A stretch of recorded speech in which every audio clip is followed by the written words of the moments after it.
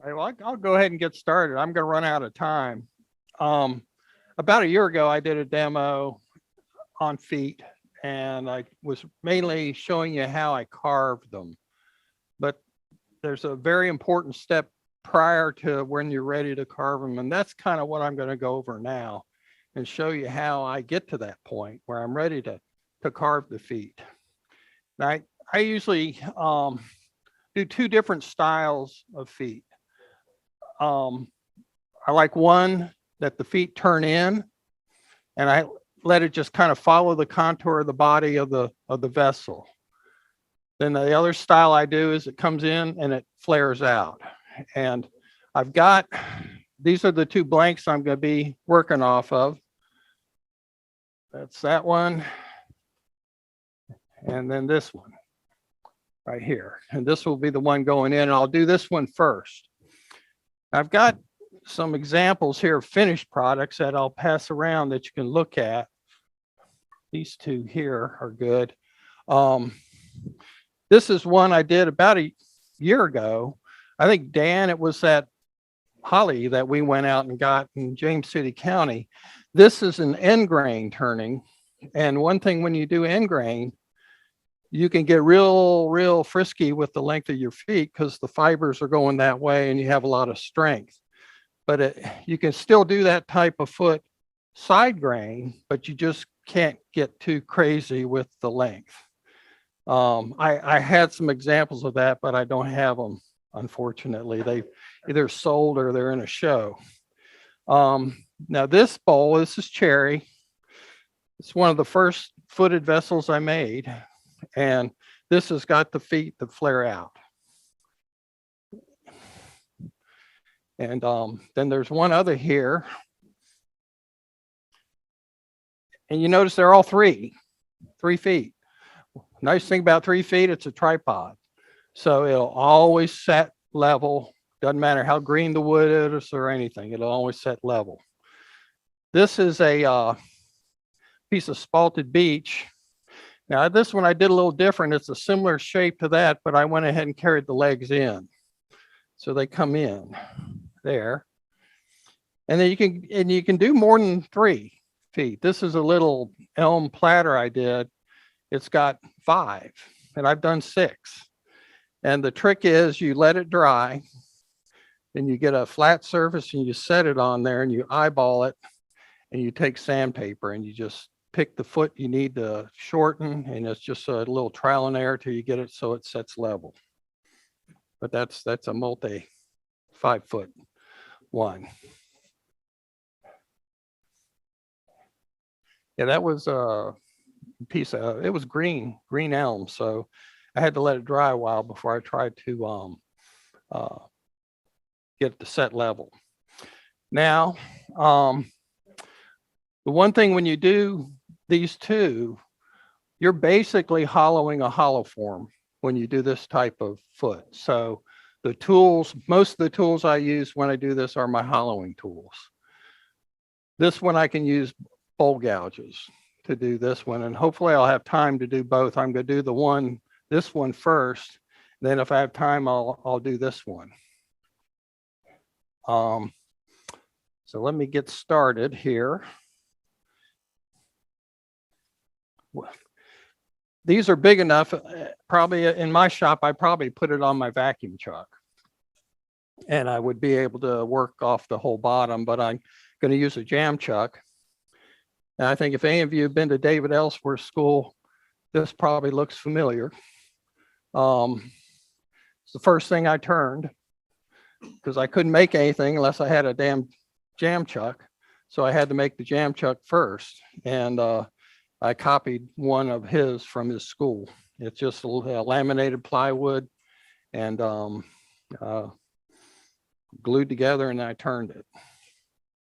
All right, so we'll mount this thing on here. What is better about that Ellsworth one instead of just having a block of wood with a joint on it? I've done it either way. It's just I came from David Ellsworth's school. I'd never used a lathe. So I saw that jam chuck and I said, well, by God, I got to have the same damn thing. So I made it, and I use it all the time. The neat thing about it is if you have a hollow form, it'll fit in here. And what you do is you take this piece of foam and you stick it there and you stick the hollow form in there. So the cup actually holds it. It's not going around the jam chuck, it's going into the jam chuck. I always use a stem one. Yeah. But no, this, I've got a bigger one too. So if I have a bigger hollow form, I can use it for that. I just have a bigger piece of foam and put it on it. I probably could, I don't have to use this foam, but I will. So it doesn't leave bad mark on the inside.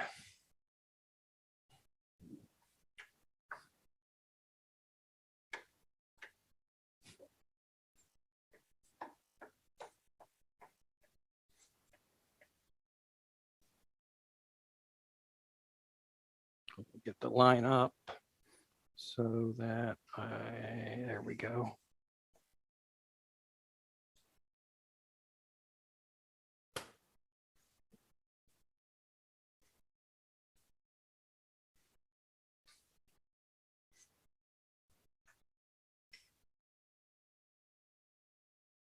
That's pretty good.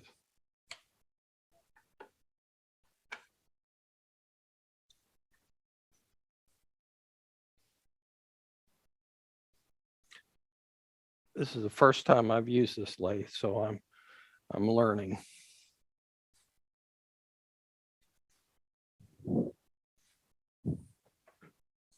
Now, first thing I'll do is I'll remove all this material here to get down to where the bottom of my feet are. And then there's unfortunately, I forgot the most important tool. I forgot. So I had to do something makeshift. And what that is this is how you check your depth.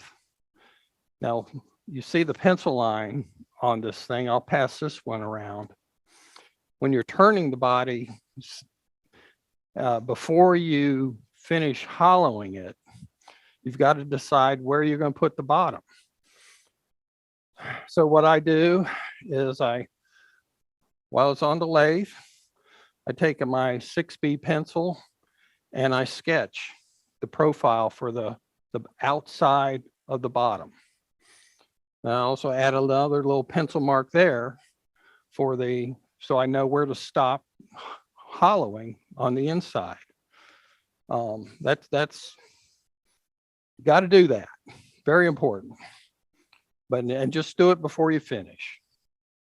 Then the tool I use to check my depth while I'm hollowing this out, I'm a retired engineer and I have a bunch of old drafting tools laying around, some triangles. So I have a triangle, I have a piece of old plastic placemat, and I lay that on here. And then I did pretty good there. And then I tape the plastic to the triangle. And then as I'm hollowing, I can bring it in here and check my depth visually to make sure I'm not going too far. So far I haven't blown through one yet. I tend to be a little bit conservative, because even if you're a little bit shallow, once you start doing the carving of the feet, you're going to be doing a lot of carving on the bottom too, smoothing it out and all that. So if you're not quite deep enough, you're okay. Yeah, you'll be okay. But this is how I do it. I just use a straight edge with a piece on it for my depth. And I just visually check it. All right, let's see. I'll start with a gouge.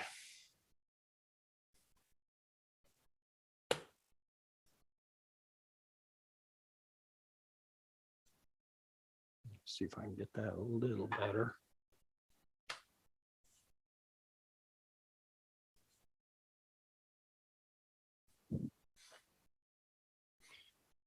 You know what this is?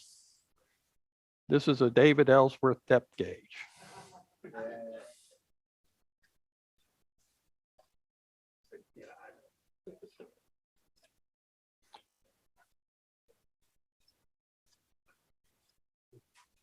That's close enough. I don't think I'm going to be able to get it Any better? That's close enough.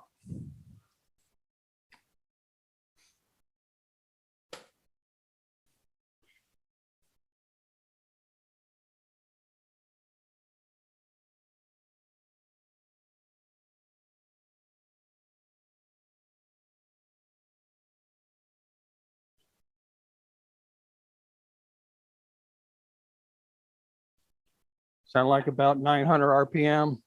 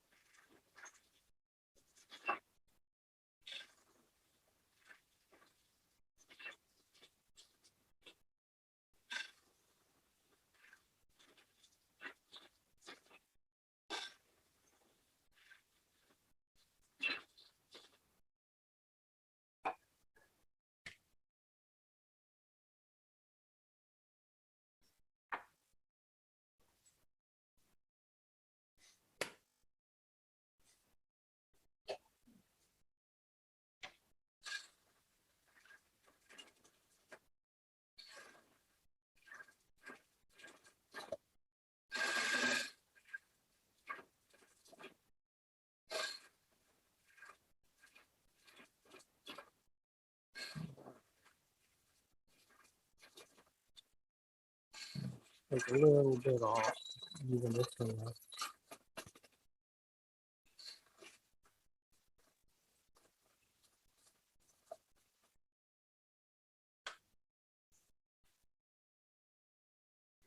Okay, that's good enough. All right. Now, one thing I do is I take a pencil. Don't you stay there. See what you're going around without that spotlight. Yeah. Yeah, I can take. How's that? You just unplug it. Oh, here we go. But I usually like to put a line defining the width of the foot at the base. That way I don't get carried away. I'll do the first little bit of work with a bowl gouge. Let me bring this up a little bit too. I think I'm a little bit low. First, and then go to the hollowing tools.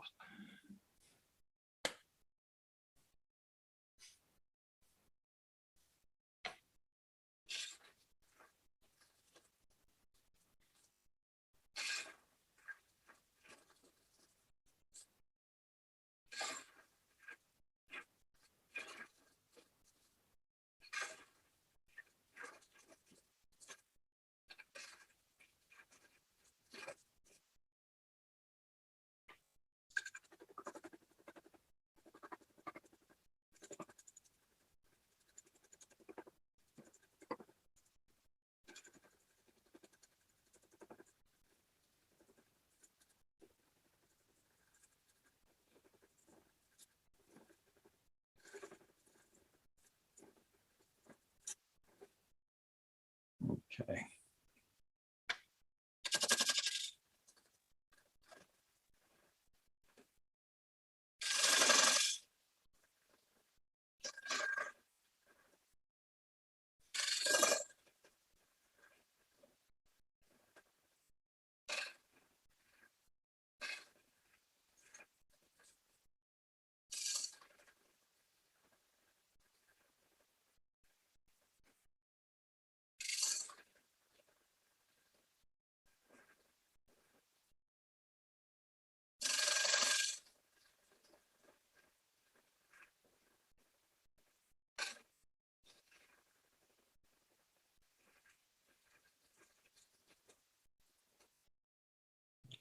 Check it.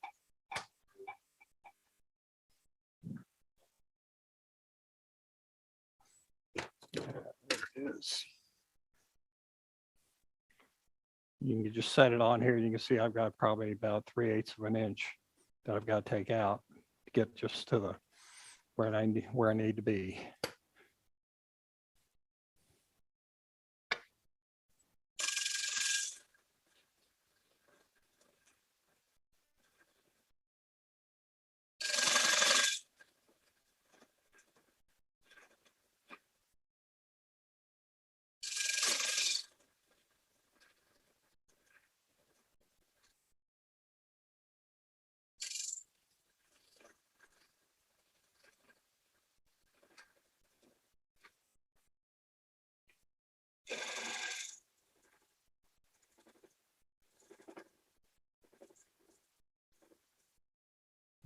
Check it again. This was a piece of cherry. Both these pieces are been in my workshop. They're bone dry. I'm used to, be honest with you, used to working with green wood, and this was very dry.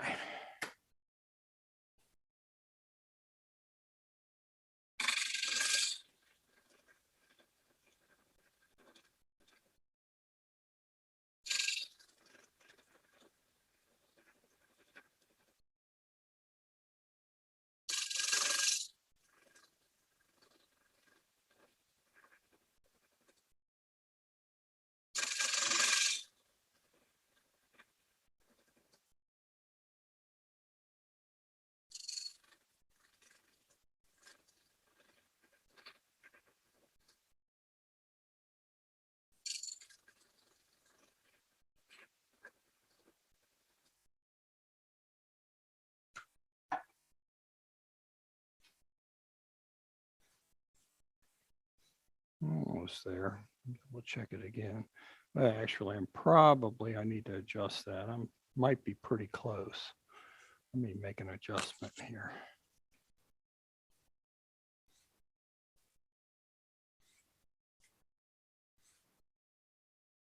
That's pretty doggone close. This is a Trent Bosch depth gauge. You can see it says Trent Bosch on it.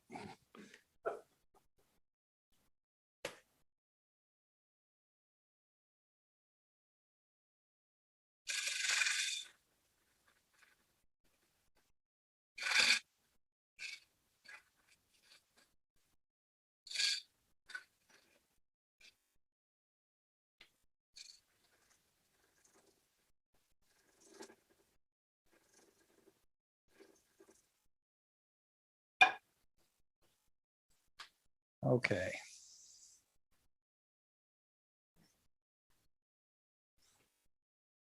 Just a smidgen more.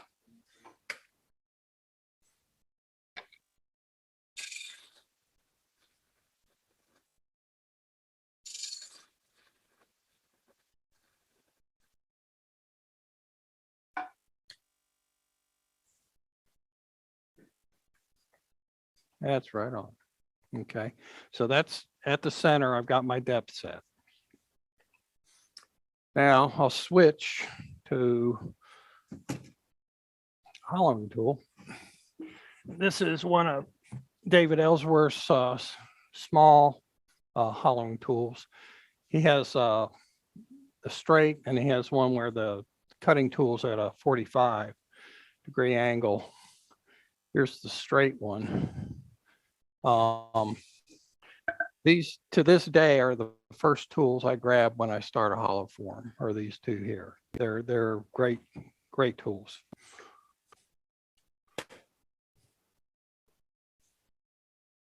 Let's see, let me pull this out a little bit.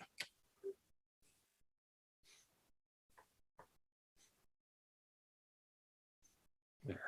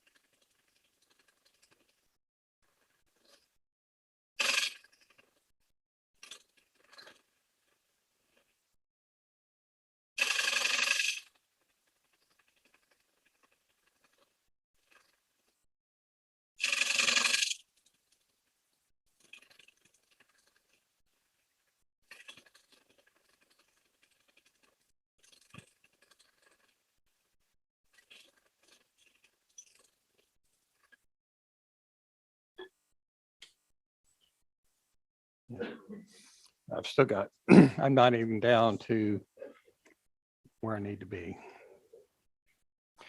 What you're doing is like, as I'm getting, you don't go, you stay here. As I'm getting close, I compare. I go check here and I check there. And it's just by eyeball. It doesn't have to be exact.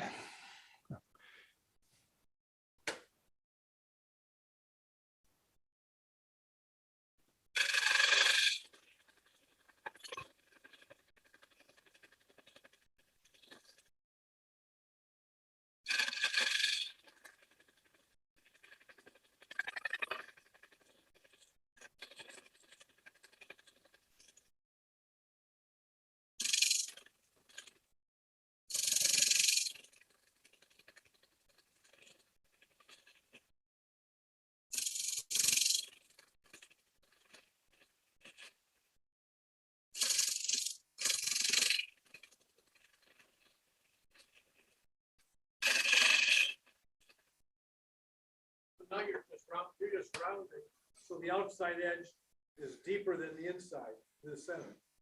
Yeah, I'm trying to establish this contour right there.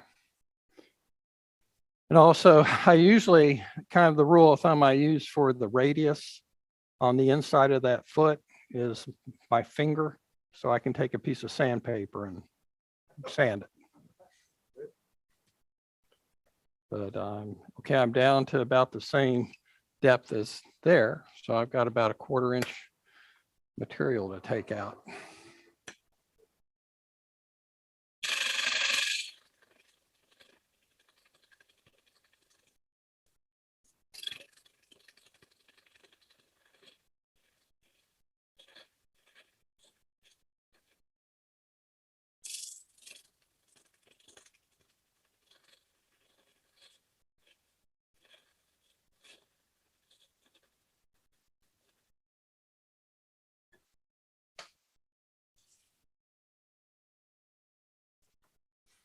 Check, see where we're at.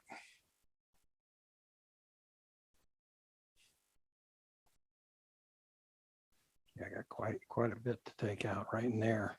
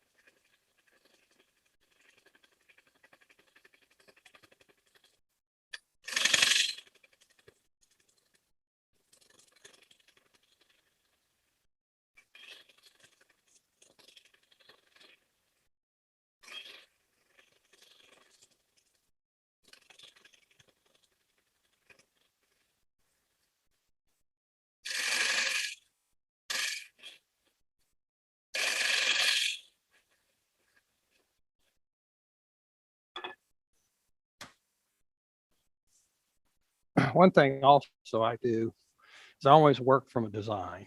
I come up, I have like a sketchbook or something like that. If I think of something, I'll make a sketch of it. And this is what ultimately this is going to look like that. The other one is going to look like this. This will be on the opposite side and it'll swing around to these 2 feet, which should be at about the 1/3 point. And then I'll have one in the middle on the other side, like that. And a lot of my ideas, some of them come in my head, but some, I look at other mediums like pottery or glass, see what other people are doing with other mediums. And you can get a lot of ideas of things you can try in wood that people are doing in clay.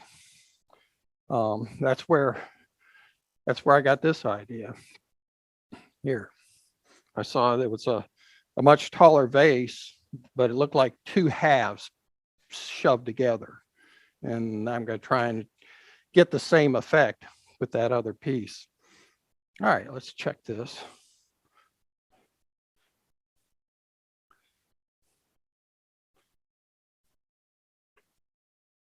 Okay, yeah, we got a long way to go. Another thing I don't do is I don't let the wood talk to me. I do the design, and that's what I do. You know, if you got, sometimes you get a nice piece of wood and you just hate to see turn it into shavings. I don't do that. I get my design, and if there's wood in the way, it's going to go out of the way.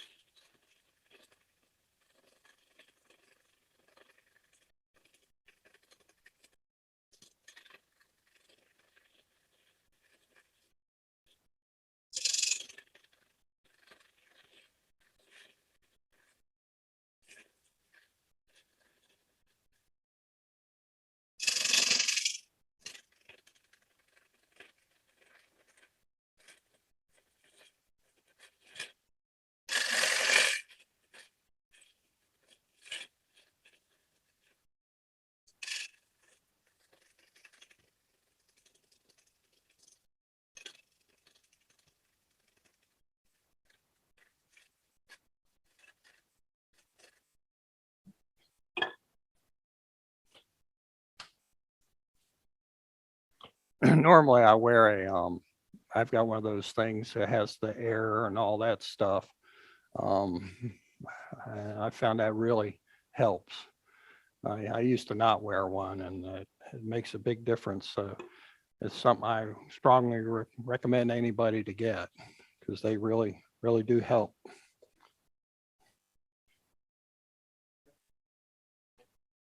Yeah, it does. Blows that cool air over your face. Okay. Um, I get the outside sanded fairly well. I do the inside. This is a I think this is a 120 grit sand on the inside, about a 320 on the outside. I don't do too heavy a sanding. I might take 120 sandpaper and work the inside of the leg, because after you carve, it's real hard to sand that.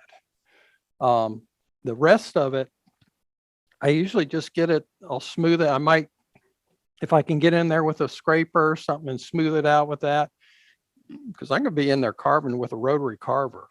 So it doesn't have to be real super smooth, because you're going to be back in there doing some more carving and shaping of even the bottom. So it doesn't, you don't have to sand it real well, but I do try and get a good sanding where the inside of the leg's going to be, because it's a pain in the butt to get in there after you've carved the legs. Let me check this again.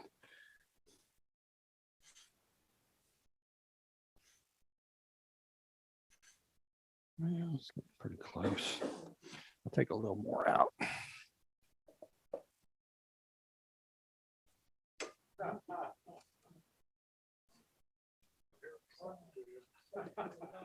Yeah, I'm not going to do too much more.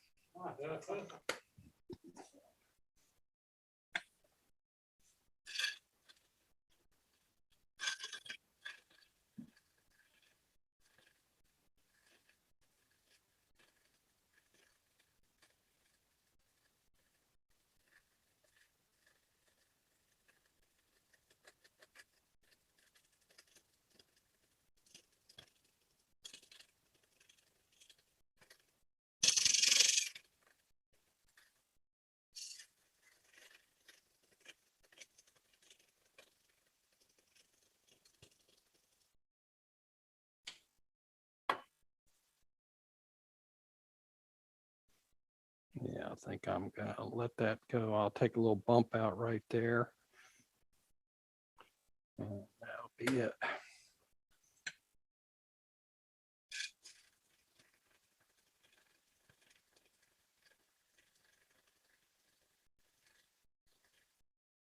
Okay.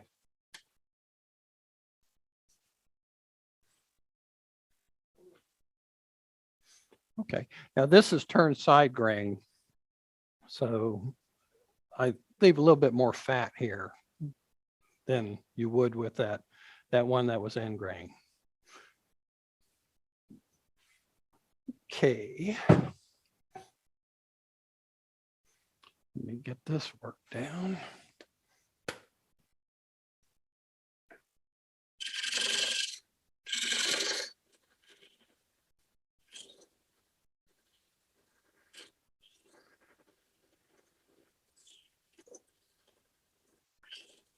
Actually, I'll use a detail gouge.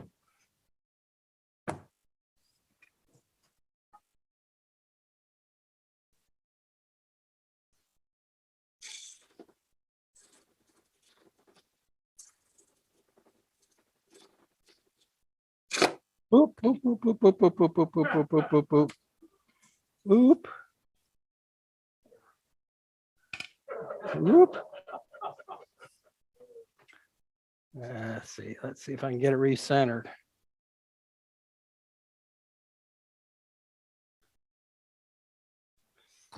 That's not the end of the world. I can carve it off or turn it off.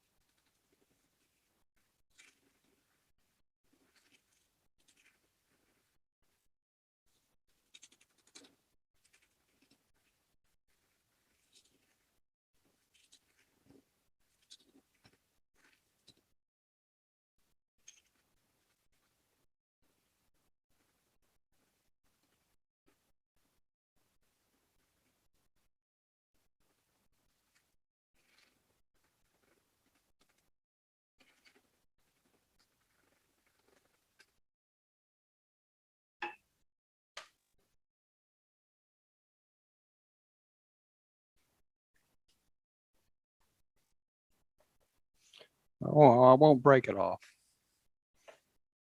And actually, I can take a little more off.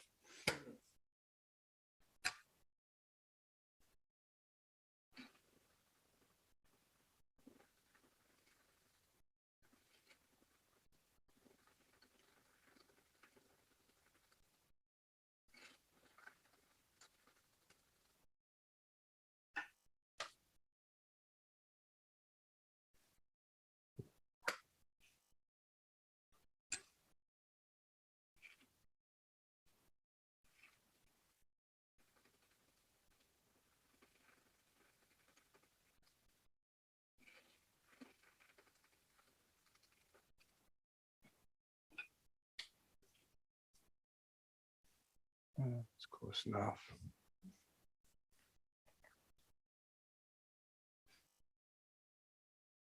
I'm going to take a little more.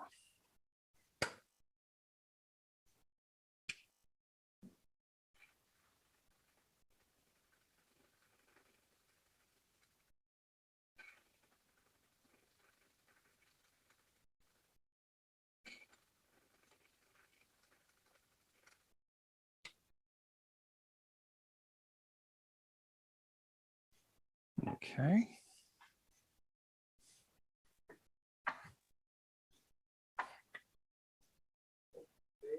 Mm-hmm. Since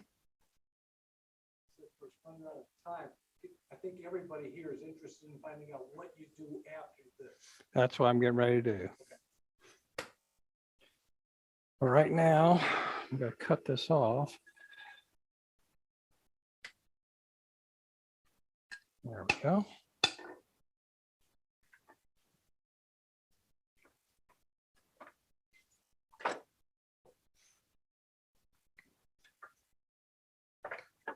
Now we're talking. All right. Now, the next thing, what I usually do is I'll look at, it's going to be 3 feet. All right. So this is left over from Abilene Samuel. I've got a bunch of these. One has 8 segments, one has 6. I use the one with 6 for my 3-foot template. And I just can lay it in here. It doesn't have to be, you know, I get it centered as best as I can by eye. But then I got to decide where to put these feet because I'm going to be carving up all the way up here and then carving down. Now I've got a little inclusion right there. It'd be nice to get rid of that. Let's see if the best way to do that.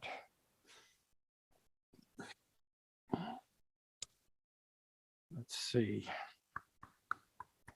There's not really any good way to do it. Crack there.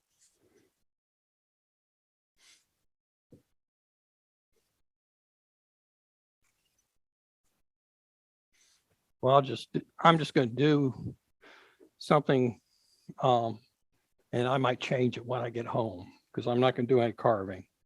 But what I would do is set this template on here. And I go in and I mark the center of my feet.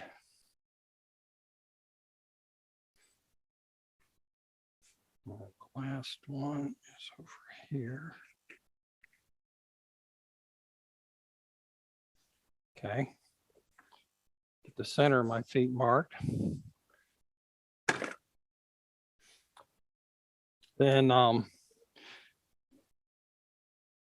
usually I do, depending on the width, I'm just going to, just for jollies, we'll do a 1-inch wide foot. So I come in here and put a mark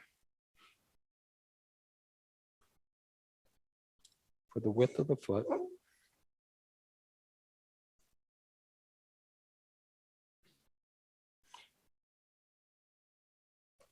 Okay, got that. Then I'll sketch, make a sketch, draw a line up. And what I try to do is have this line copy the profile of the bowl as much as I can.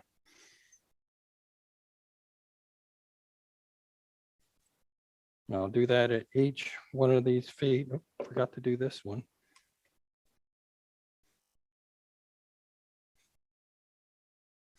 And I'm doing this because I'm going to be carving a relief up through here at each foot.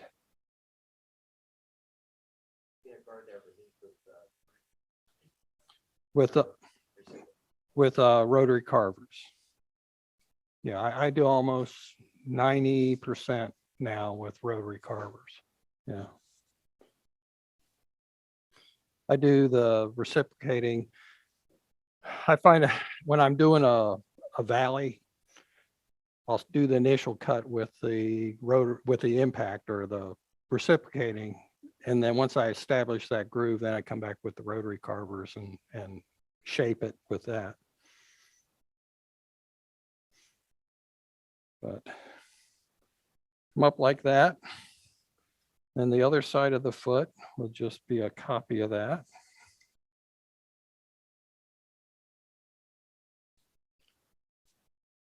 I assure you, I'm going to redo this when I get home.